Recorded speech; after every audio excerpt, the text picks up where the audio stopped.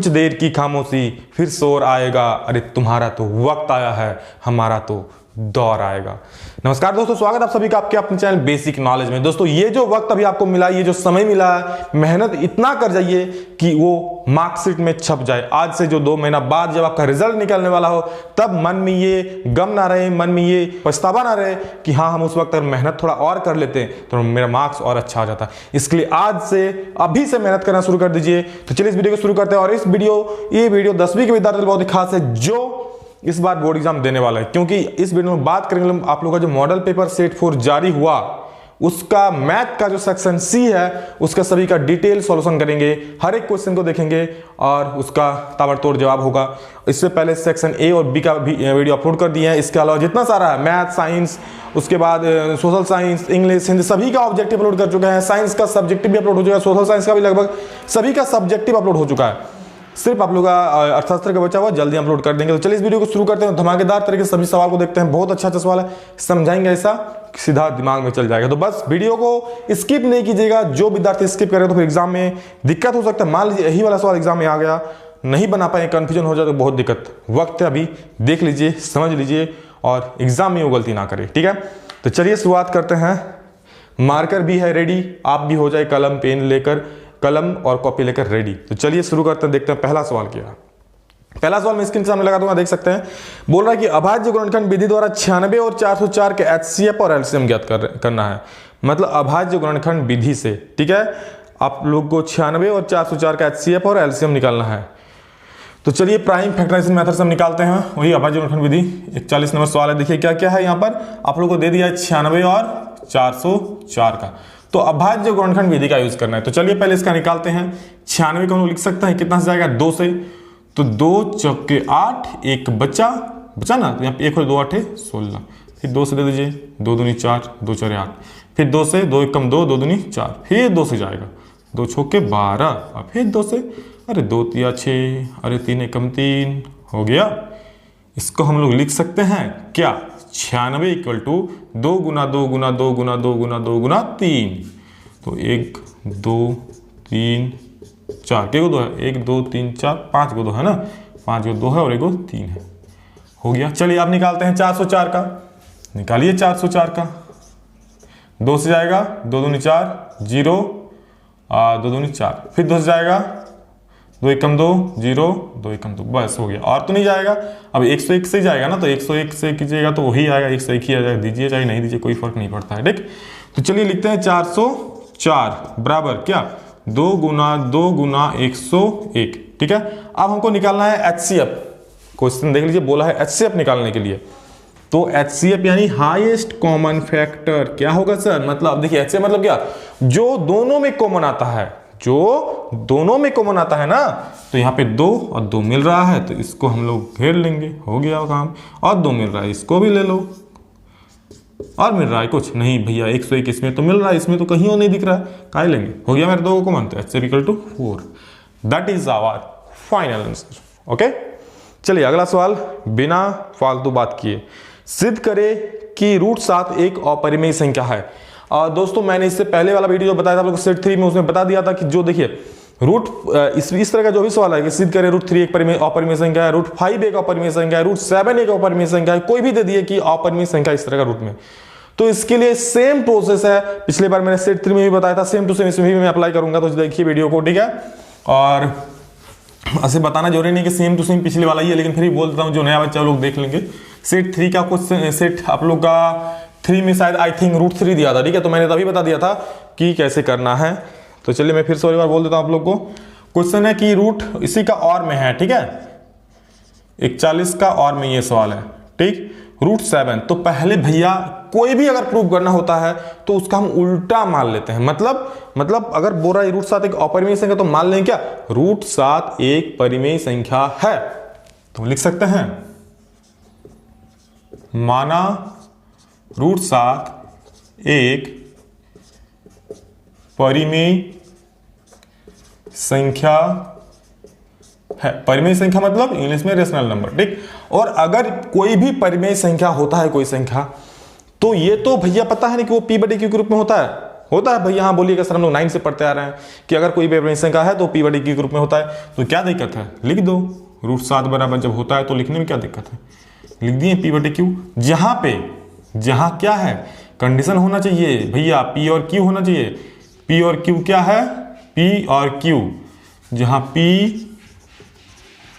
और q सह अभाज्य, ठीक है, सह अभाज्य संख्या है, सभाज्य संख्या है, ठीक है।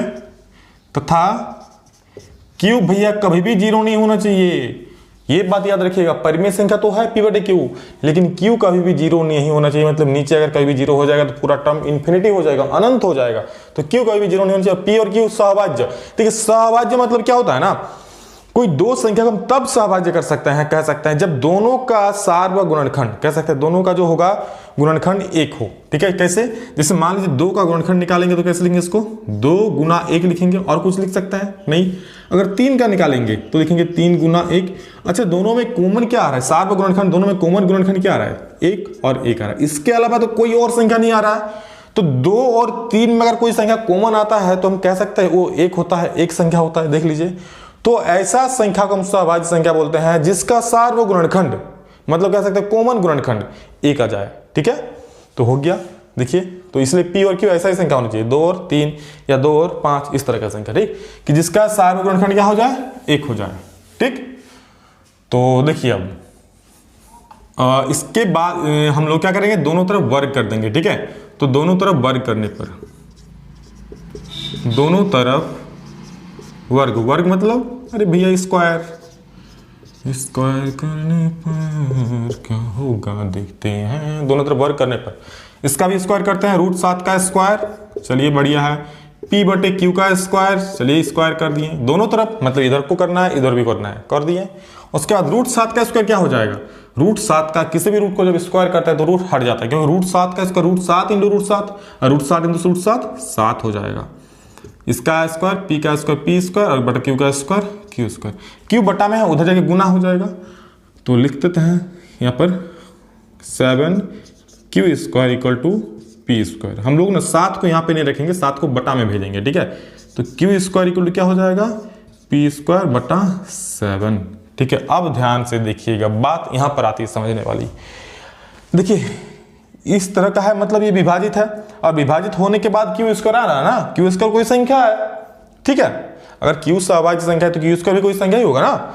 तो इसको पूरा पूरी काट दे रहा है तब नहीं वाला संख्या आ रहा है, मतलब p स्क्वायर 7 से विभाज्य है तब यहाँ पे q स्क्वायर आ रहा है। तो भैया p स्क्वायर अगर 7 से विभाज्य है तो p भी तो 7 से विभाज्य होगा, नहीं होगा। देखिए अगर मान लीजिए 6 का स्क्वायर 3 से विभाजित है, आराम से कट जाएगा, तो भैया 6 भी तो 3 से विभाजित होगा, नहीं होगा, हो जाएगा। उसी तरह p का स्क्वायर अगर 7 से विभाजित है तो p भी 7 से विभाजित होगा। तो वही हम लिखते हैं, ठीक है, कि p स्क्वायर 7 से विभाजित है, p स्क्वायर 7 से विभाजित है। इसीलिए क्या p भी 7 से विभाजित होगा। बिल्कुल दिख रहा है हम लोग को, सिंपल सा, ठीक है। बस इतना हो गया। अब देखिए नेक्स्ट आपको क्या करना है, इसके बाद यहां बनाते हैं, हाँ। अब देखिए यहां तक तो हो गया। अब इसके बाद यहां पर p का वैल्यू हम यहां पर लिखेंगे, p का मान यहां पे याद रखना है, p का मान, ठीक है। p का मान देखिए आपको क्या रखना है, p का मान 7m समीकरण 1 में, इसको हम समीकरण 1 मान लेते हैं, ठीक, में समीकरण 1 में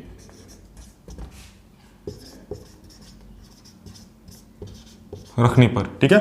p का जो मान है 7m रखेंगे, ठीक है। p का मान कितना रखेंगे, नहीं तो ऐसा इसको लिख दीजिए कि p बराबर 7m समीकरण 1 में रखने पर, ठीक है। p बराबर 7m समीकरण 1 में रखने पर, चलिए आसान होगा, छोटा हो गया, ठीक है। देखिए अगर आपको प्रूव करने बोला है कि रूट 7 एक परिमेय संख्या है तो हम 7m रखेंगे। अगर आपको बोला है कि रूट 3 एक परिमेय संख्या है तो यहाँ पर p बराबर 3m रखेंगे। अगर पूछेगा कि सिद्ध कीजिए रूट 5 एक अपरिमेय संख्या है तो यहाँ पर p बराबर 5m रखेंगे। यहाँ हमको पूछा है रूट 7 एक अपरिमेय संख्या है तो हम p बराबर रखेंगे क्या 7m। ठीक है, जो पूछेगा वही रखना है। ठीक, चलिए अब रख देते हैं यहाँ पर, इधर क्यू स्क्वायर है इधर क्यू स्क्वायर है बराबर p का वैल्यू कितना रखेंगे 7m। तो 7m देखिए 7m के जगह हम 7r/s/t कुछ भी रख सकते हैं, कोई दिक्कत वाली बात नहीं है। p का स्क्वायर मतलब 7m का स्क्वायर बट्टे में 7, तो क्या हो जाएगा q का स्क्वायर, 7 का स्क्वायर क्या हो जाएगा 49 m स्क्वायर और बट्टा में 7, 7 7 49 कटेगा, बिल्कुल कटेगा। तो q square equal to 7m का स्क्वायर होगा। तो यहां पर हम ये भी लिख सकते हैं कि q स्क्वायर बटा 7 बराबर m स्क्वायर। अब यहां पर भैया q स्क्वायर तो 7 से भी विभाजित हो जा रहा है, देखिए तब ना आ रहा है विभाजित होकर m, मतलब q भी 7 से विभाजित होगा कि नहीं होगा। यहां पर कहने का मतलब थोड़ा समझ लीजिए, q स्क्वायर 7 से विभाजित हो रहा है तब जाके m स्क्वायर आ रहा है नहीं आ रहा, तो इसीलिए q भी 7 से विभाजित होगा। सेम टू सेम यही वाला प्रोसेस हो रहा है। अब देखिए क्या है, यहां पर भी 7 से विभाजित हो रहा है मतलब 7 एक उसका गुणनखंड है, यहां पर भी 7 से विभाजित हो रहा है मतलब q का भी 7 एक गुणनखंड है। हम क्या माने थे यहां पर कि p और q सहभाज्य संख्या है, मतलब उसका एक के अतिरिक्त कोई और गुणनखंड नहीं होता है। लेकिन यहां क्या होगा, यहां तो उसके एक के अतिरिक्त 7 से भी कट जा रहा है, मतलब यहां पे ये बात गलत है ना, मतलब ये परिमेय संख्या नहीं है। परिमेय संख्या होता तो ये बात सही होता, भैया ये 7 से नहीं कटता, तब ये भी p भी 7 से कट जा रहा है, p भी, और यहाँ पे q स्क्वायर कटा तो q भी 7 से कट जाएगा। ठीक है, तो यहाँ पर हम एक लाइन लिख देते हैं कि q स्क्वायर 7 से विभाजित है, इसीलिए q भी 7 से विभाजित दिख रहा है। q इसको भी 7 से यहां लिख देते हैं, ठीक है, 7 से विभाजित होगा। आप लोग लिख लीजिए, नहीं दिख रहा होगा लेकिन सुन लीजिए कि विभाजित होगा। ठीक है, इसलिए q भी 7 से विभाजित होगा। ठीक है, अब देखिए तो भैया ये जब हो रहा है मतलब क्या, अब यहां पे देखिए, इसीलिए अब दोनों देखिए मेरा बात गलत हो गया कि यहां पर सहभाज्य संख्या नहीं है क्योंकि 7 से भी कट जा रहा है, तो लिखेंगे इसको समीकरण 2 मान लीजिए। ठीक, समीकरण 1 और 2 से, समीकरण 1 और 2 से यह स्पष्ट हो जाता है, कि यहां क्या P और Q का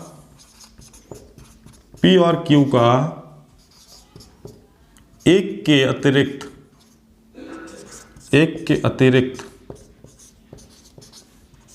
भी गुणनखंड है, एक के अतिरिक्त भी कोई गुणनखंड है, एक के अतिरिक्त भी कोई गुणनखंड है। इसीलिए रूट 7 एक और परिमेय संख्या है। ठीक है, देखिए ये वाला लाइन समझ लीजिए, बस समीकरण 1 और 2 से हमको पता चल रहा है कि 7 से कट रहा है, मतलब उसका क्या एक के अतिरिक्त मतलब p और सहभाज्य संख्या नहीं है। ठीक है, यह स्पष्ट हो जाता है कि p और q का एक के अतिरिक्त भी कोई और गुणनखंड है, इसलिए रूट 7 एक अपरिमेय संख्या नहीं है। या फिर आप इसको शॉर्ट में अगर लिखना चाहे तो लिख सकते हैं कि p और q सहभाज्य संख्या है, सहभाज्य संख्या नहीं है, इसलिए रूट 7 एक अपरिमेय संख्या है। ठीक है, जितना मैं यहाँ पर बनाया एक ही बात समझ में आना चाहिए, नहीं आया तो कमेंट में बोलिएगा, मैं अलग से इसको वीडियो बना दूंगा, आ ही गया होगा। और दोस्तों यहाँ पर देखिए जो मैं बताया इसी को बोर्ड एग्जाम बना देना, एक भी नंबर नहीं कटेगा। ठीक है, इसी प्रोसेस को। चलिए ज्यादा लेट ना करते हैं, अगले सवाल की तरफ बढ़ते हैं। अगला सवाल देखिए आप लोग का पूछा 42 नंबर, स्क्रीन में देख लीजिए। ये सवाल आप लोग का मैं बता देता हूं, आप लोग का सिलेबस में है नहीं। ठीक है, क्योंकि देखिए जो सिलेबस में है नहीं वो बोर्ड एग्जाम में पूछना मतलब बहुत बड़ा बवाल हो जाना, क्योंकि भैया फिर आपको मीडिया को जवाब देना पड़ेगा कि आप जो सवाल आप लोग का सिलेबस में नहीं है उसको कैसे डाल सकते हैं। ठीक है, अभी शायद कोई इस पर मीडिया की नजर नहीं गया, पेपर वाला का नजर नहीं गया है, देखता हूं मैं इसका कुछ करता हूं। अगर सेट 5 में भी ऐसा आएगा तब तो कुछ करना ही पड़ेगा इसके लिए। ठीक ठीक है, तो मैं देखता हूँ सेट 5 कैसा आता है। अगर आता है तब तो हमको कुछ कदम उठाना पड़ेगा हम लोग को, तो देखेंगे जैसा होता है। लेकिन बोर्ड एग्जाम में भैया ऐसा गलती नहीं होगा, ठीक है। लेकिन मॉडल पेपर में भी ऐसा गलती क्यों होगा? जैक को इतना नहीं पता है कि इतना वहाँ इतना बड़े बड़े दिग्गज सब महारथी बैठे हैं, उन लोग को इतना नहीं पता कि जो सिलेबस में क्वेश्चन नहीं है हम देंगे क्यों? बच्चा लोग कन्फ्यूजन होगा, बार बार यही गलती हो रहा है। अगर फिर 5 में भी ऐसा हुआ तो हम लोग को कुछ कदम उठाना पड़ेगा, ठीक है, क्योंकि यहाँ बच्चों का जिंदगी का सवाल है, मजाक नहीं है। देखिए अगला,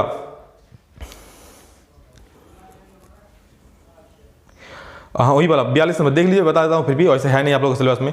पूछा के किस मान के लिए रैखिक समीकरण कोई हल नहीं है, तो भैया कोई हल नहीं होता अगर कोई समांतर होता है, ठीक है, तब। तो समांतर के लिए कंडीशन एक होता है हम लोग का कि a1/a2 equal to b1/b2 not equal to c1/c2 अगर हो जाए, ठीक है, तो हमारा कोई हल नहीं होगा।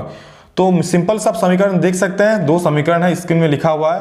तो a1 मैं शॉर्ट में खाली बता दे रहा हूं, आप लोग सॉल्व कर लीजिएगा, ठीक है। देखिए यहाँ पे क्या है, a1 की जगह पे 3 है, तो 3/a2 की जगह पे कितना है, दूसरा इक्वेशन में देखिए 2k-1 है, ठीक है, बराबर a1 हो गया, b1 की जगह पे कितना है, y की है, y तो y के कुछ नहीं है, मतलब उसका कोफिशिएंट 1 हो गया।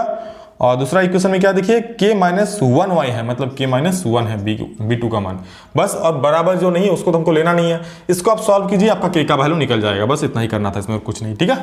ये वाला कंडीशन फॉलो होना चाहिए। और आपका समीकरण दिया हुआ है जो, उसमें से a होता है a1 + b1 + c1 और a2 + a1x + b1x + c1 और a2x + b2y + b2y sorry a2x + b2y + c, ठीक है। तो इस तरह का इसको सॉल्व कीजिए, k का वैल्यू निकल जाएगा, कोई बड़ी बात नहीं है। वैसे ये आप लोगों का सिलेबस में है नहीं भी बनाइए तो कोई टेंशन वाली बात नहीं है, ठीक।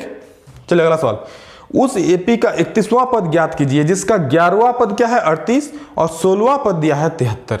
ध्यान से देखिए क्वेश्चन को, उस एपी का 31वां पद ज्ञात कीजिए, मतलब हमको क्या निकालना है वो पहले देख लीजिए। हमको निकालना है 31वां पद, मतलब A31, ये हमको फाइंड आउट करना है। दिया हुआ है कुछ, क्या दिया हुआ है 11वां पद, मतलब 11वां पद मतलब A11 कितना दिया है 38 दिया है। तो A11 को लिख सकते हैं हम लोग कितना डी, कितना A + 10d, ठीक है, मैं पहले ही बताया था। अगर A5 है तो उसको लिखेंगे A + 4d, अगर A6 है तो उसको लिखेंगे A + 6d, अगर A20 है तो उसको लिखेंगे A + 19d, अगर है A29 तो उसको क्या लिखेंगे A + 28d। तो यहां पर क्या बोला 11वां पद मतलब A11, तो उसको लिखेंगे A + 10d बराबर 38 लिखेंगे।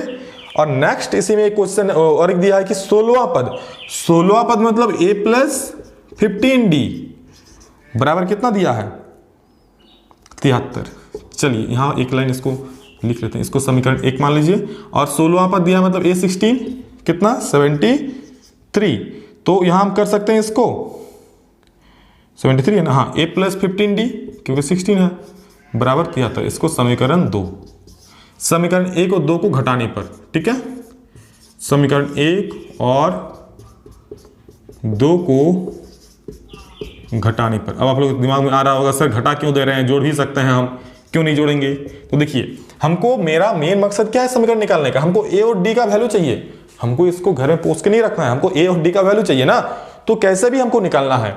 तो अगर 1 और 2 को घटा देंगे ना तो देखिए a इसमें भी है इसमें भी है, कट जाएगा, तो मेरा उससे d का वैल्यू निकल जाएगा। अगर हम जोड़ देंगे तो a और a ऐड होकर 2a हो जाएगा और d भी रह जाएगा, तो क्या फायदा, इसलिए हम घटाएंगे, समझ गए। चलिए घटाते हैं, A + 10d बराबर 38 और A + 15d बराबर 73, ठीक है 73। घटा देंगे मतलब माइनस, यहाँ भी प्लस है तो माइनस, यहाँ भी माइनस, ये A+ और A- कट जाएगा। 10 और 15 यहाँ प्लस माइनस 15 में 10 जाएगा तो 5 बचेगा, लेकिन साइन क्या हो जाएगा, देखिए ये साइन इसका है, अब सीखे ना भागा में, तो ये साइन क्या हो जाएगा इसका, मतलब माइनस।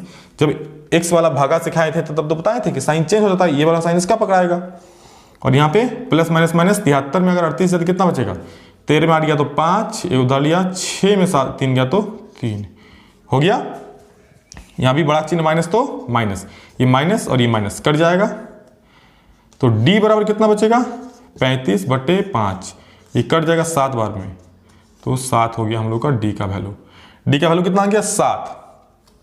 d का मान अगर समीकरण किसी में भी रख देंगे तो a का मान निकल जाएगा, तो हम रख देते हैं यहाँ, देखिए d का मान डी का मान समीकरण 1 में रखने पर, ठीक है, रखने पर क्या हो जाएगा, रख देंगे तो समीकरण 1 में, समीकरण 1 क्या है, तो बोलेंगे sir a plus 10d equal to 38। चलिए d का मान 7, a प्लस 10 इंटू 7 बराबर 38, तो a बराबर 10 सत्ते 70, 38 माइनस 70, इसको घटाव कर दीजिए, a का वैल्यू कितना आ जाए देखिए 40 माइनस 32 आ जाएगा, ठीक है। हमको निकालने क्या बोला है, 31वां पद, चलिए निकालते हैं, हम लोग का हो गया 31 मतलब क्या, a प्लस 30d हो गया काम, a का मान माइनस 32 प्लस 30 और d का मान 5, तो माइनस 32 और प्लस 5 दिया 3 5 15 150, ठीक है। इसको अगर आप घटाइएगा तो कितना हो जाएगा देख लीजिए, 150 में अगर 32 घटा देंगे तो क्या होगा, 32 एक आई थिंक 118 होगा ना, 18 2 20, हाँ इतना, बस हो गया हम लोग का आंसर, ठीक है। कहीं कोई गलती नहीं हुआ ना, देख लीजिए। चलिए ठीक है, कोई दिक्कत वाली बात नहीं है, आंसर आप लोग का आ गया इतना, ठीक। ओ एक मिनट यहाँ गलती हो गया थोड़ा सा ना, यहाँ देख लीजिए, यहाँ पर डी का वैल्यू 7 है रे। चलिए लाइव क्लास होता तब तो आप लोग बोल भी देते हैं कि सर यहाँ पे गलती है, डी का वैल्यू कितना है 7, तो यहाँ 7 लिखना, अच्छा चेक कर लेना, नहीं तो बोलेगा सर को पढ़ाने नहीं आता है, सर गलती पढ़ाते हैं वक्त। चलिए 178, भैया गलती नहीं पढ़ाते हैं, मिस्टेक सबसे होता है, हम भी इंसान हो जाता है, सॉरी उसके लिए माफ़ी चाहता हूँ। तो 178 इसका राइट जवाब, ठीक है। क्योंकि मुझे इस टाइप के क्वेश्चन मैं हमको याद आ रहा था कि 178 आंसर होना चाहिए, मिल नहीं रहा था, इसलिए हम एक बार चेक कर लें। चलिए बढ़िया, अगला क्वेश्चन देखते हैं। थे किसी के दिल की खामोशी जहाँ पर हो के गुजरी हैं हमारी सारी चालाकी, और 44 नंबर देखिए, वहीं पे खो के गुज, इसको आप स्क्रीनशॉट ले लीजिए या फिर आप उतार लीजिए, लाइव में उतार लीजिए, ठीक है। इसके बाद वीडियो पॉज कीजिए, उतारिए, फिर वीडियो देखिए, क्योंकि रिकॉर्डेड वीडियो है, एक बार में समझ में नहीं आया। देखिए रिकॉर्डेड क्लास में और लाइव क्लास में क्या अंतर है, देखिए जब आप पढ़ते हैं ऑफलाइन तो एक ही बार बताएगा, समझना पड़ेगा। रिकॉर्डेड मैं अभी जो पढ़ा रहा हूं, एक बार में अगर नहीं आया तो आप दोबारा उसको देख सकते हैं, ठीक है, ये फायदा है, तो फायदा लीजिए।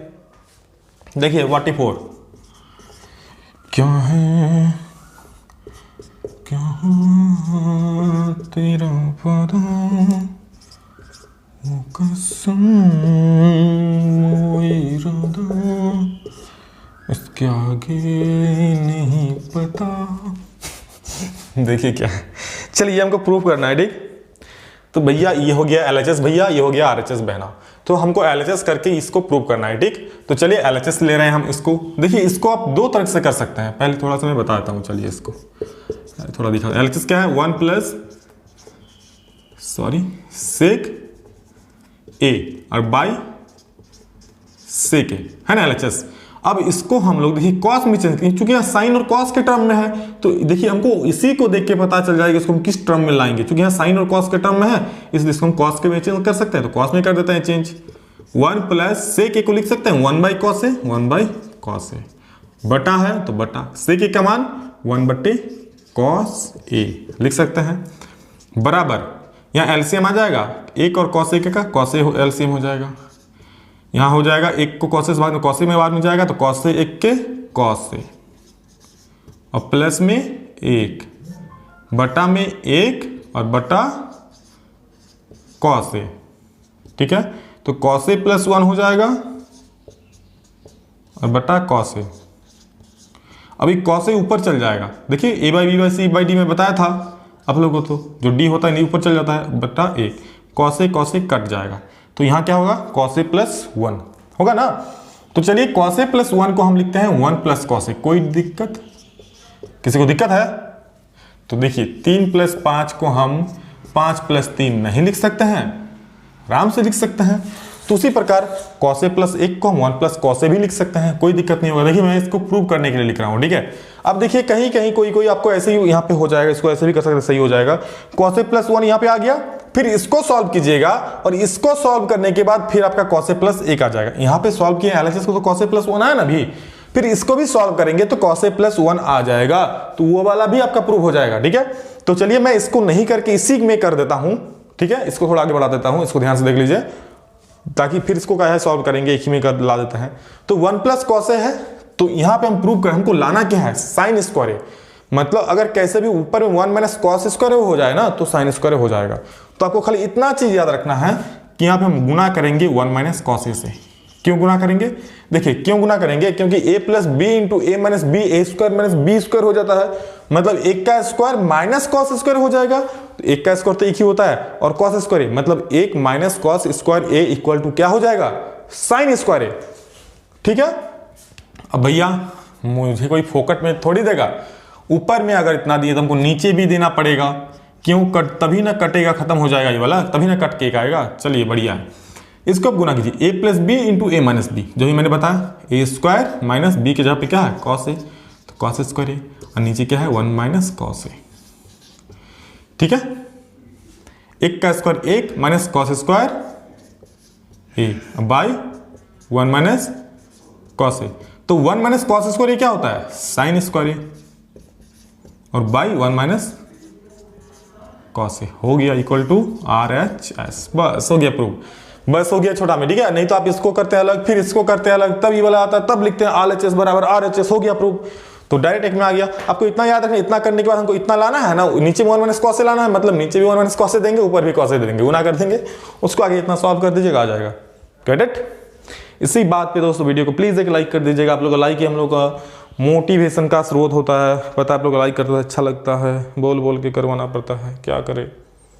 ऐसे आप लोग बहुत प्यार करते हैं, उसके लिए तहे दिल से शुक्रिया आप सबका, and love you all from the core of my heart, love you all. Okay, चलिए अगला सवाल देखिए क्या है।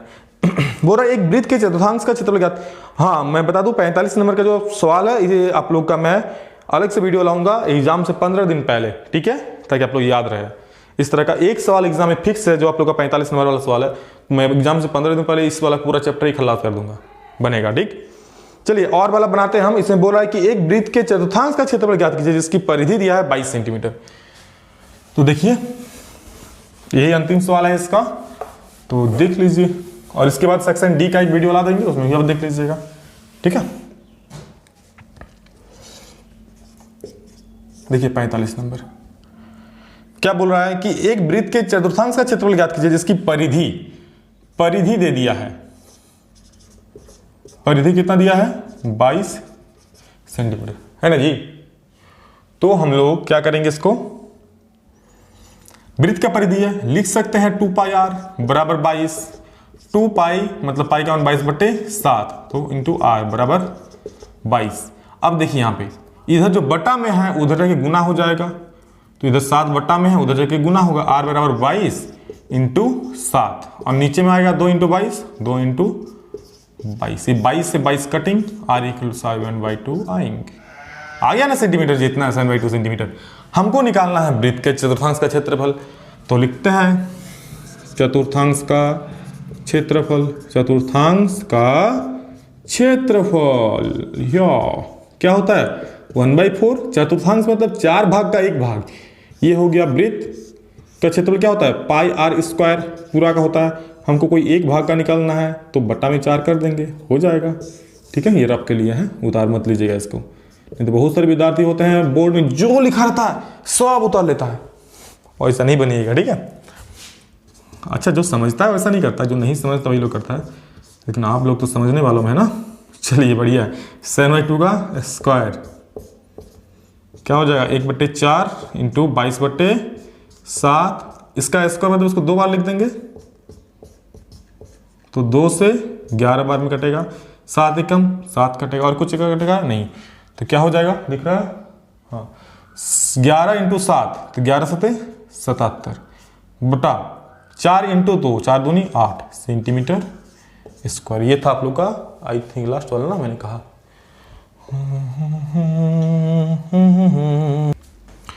तो दोस्तों यहाँ पर आप लोग का सेक्शन सी खत्म होता है, इसके बाद होगा सेक्शन डी, जिसमें जितना सारा सवाल है आप लोग को उसमें भी डिटेल में हल करके बताएंगे। और जो भी बताया ध्यान से देखिए वीडियो को, अगर कोई स्किप किया है तो वहां पर भी देख लीजिए, क्योंकि दोस्त यहाँ पर जो बताए हैं अगर मान लीजिए समझ में नहीं आया तो फिर एग्जाम में दिक्कत हो सकता है, और एग्जाम बार बार देने का मौका नहीं मिलेगा, इसलिए वीडियो को पूरा देखिए। मॉडल पेपर आप लोग एग्जाम की दृष्टि से बहुत ज्यादा महत्वपूर्ण है हर एक बच्चा के लिए जो इस बार बोर्ड एग्जाम देने वाला है। इसलिए हर एक बच्चा जो बोर्ड एग्जाम आप इस बार देने वाला है, सभी लोग मॉडल पेपर को जरूर देखिए। कुछ बनाए या नहीं बनाए, मॉडल पेपर जरूर बना के जाना है। वैसे तो पढ़ना है ही और भी, लेकिन मॉडल पेपर को नहीं छोड़ना है। एक भी सवाल बिंदु मात्र भी नहीं छोड़ना है, ठीक है। बहुत अच्छा नंबर आएगा। और जल्दी दोस्तों एक वीडियो आने वाला आप लोग का, जिसमें हम बताएंगे मैथ में 100 में 100 कैसे लाए। हर एक बच्चा का सपना होता है कि सर मैथ में हमको 100 में 100 लाना है, तो आखिर कैसे। इंतजार कीजिए, एक वीडियो आएगा, उसको देख लीजिएगा। और ऐसा करते हैं तो 100 में 100 लाने से कोई भी नहीं रोक सकता है। खुद भी आप खुद को नहीं रोक पाइएगा अगर वैसा मेहनत करते हैं। तो चलिए दोस्तों, अभी इतना ही। वीडियो अच्छा लगा प्लीज एक प्यार सा कमेंट कर दीजिएगा और लाइक कर दीजिएगा, और एज वेल सभी को शेयर जरूर कीजिएगा। किसी का अच्छा कीजिएगा, किसी को शेयर कीजिएगा तो उसको भी जानकारी मिलेगी, और किसी का अगर आप अच्छा करते हैं तो कहीं ना कहीं आपका भी जरूर अच्छा होगा। चलिए दोस्तों, अभी लेता ही नेक्स्ट में जल्द मिलते हैं। मेरी सारी शुभकामनाएं आप सभी के साथ है। मिलते हैं नेक्स्ट वीडियो में, तब तक के लिए जय हिंद, वंदे मातरम।